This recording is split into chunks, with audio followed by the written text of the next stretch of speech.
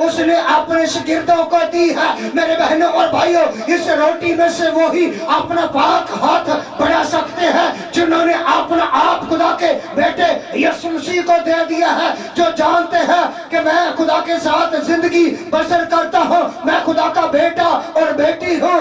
और लिखा कि यीशु मसीह जिस रात पकड़वाए गए, और लिखा है कि रोटी ली और शुक्र करके तोड़ी और शागिर्दों को दी और कहा कि खाओ, ये मेरा बदन है।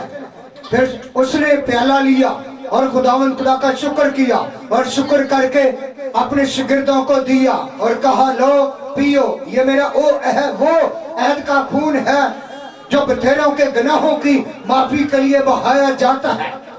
मेरे बहनों और भाइयों, लिखा है कि यीशु मसीह ना तो लानती थे, वो खुद हमारे लिए घायल किए गए, कुचले गए, मारे गए। उसके मार खाने के वसीला से, उसके लहू के वसीला से मैंने और आपने शिफा पाई है, रहाई पाई है, गुनाहों से मखलसी पाई है। लिखा है कि बगैर खून बहाए माफी नहीं, मेंढों का खून नहीं, बछड़ों का नहीं, गांव का नहीं, छतरों का नहीं, मेंढों का नहीं, बछड़ों का नहीं, मसीहों के लिए बेऐब लहू खुदा के बड़े यीशु का है। मसीह मेरे बहनों और भाइयों सबसे पाक कुर्बानी है, जो मसीहों के लिए, पूरी दुनिया के लिए कुर्बान हुआ, जिसने अपनी जान देकर कहा कि ये मेरा खून है, तुम पियो।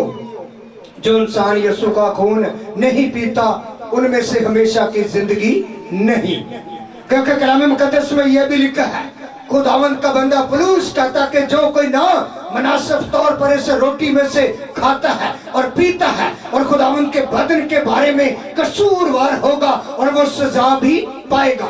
मेरे बहनों और भाइयों, हम खुदा के बदन के बारे में कसूरवार भी होंगे। बंजर जमीन के अंदर अगर बीज हम बखेरे तो वो जमीन पैदावार नहीं देती।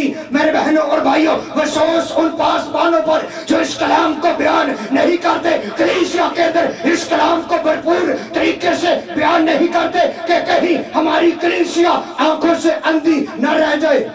कलीसिया के अंदर इस कलाम को फैलाना चाहिए, इस कलाम की खुशखबरी अपने लोगों तक पहुंचानी चाहिए, फिर इस पाक मेज में उनको शामिल करना चाहिए।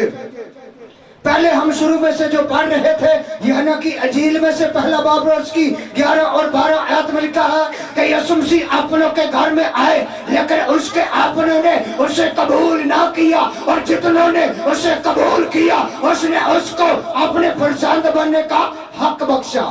यानी कि वो लोग बेटियां और बेटे बन जाते हैं जो उसको कबूल कर लेते हैं।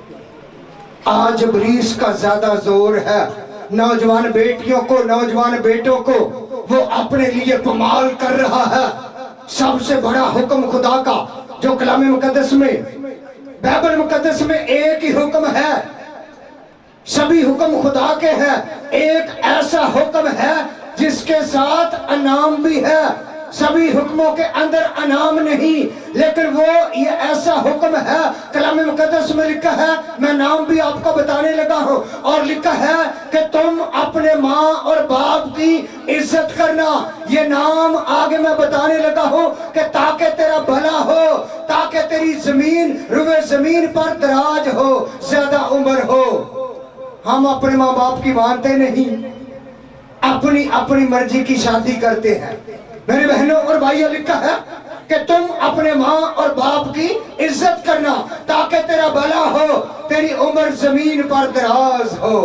नौजवान बेटियों को, बेटों को इब्लीस अपने लिए पमाल कर रहा है, इब्लीस इस्तेमाल कर रहा है। लेकिन जो खुदा के बेटे और बेटियां बन जाते हैं वो हमेशा अपने खुदा को अपने सामने रखते हैं। खुदा का बंदा बुजुर्ग दाऊद फरमाता है कि मैंने हमेशा अपने खुदा को अपने सामने रखा। जब हम खुदा को निकाल देते हैं हर चीज के अंदर कमी आती है। काना गलील की शादी के अंदर कमी थी, लेकिन यीशु ने पूरी की। जब यीशु को निकालेंगे तो कमी आएगी। यीशु को शामिल करेंगे, क्योंकि माँ बाप से बढ़कर, रिश्तेदारों से बढ़कर यीशु का अव्वल दर्जा है। सबसे अव्वल दर्जा खुदा के बेटे यीशु मसीह को देना चाहिए। खुदा इस कलाम के वसीला से सभी बहनों भाइयों को बरकत बख्शे।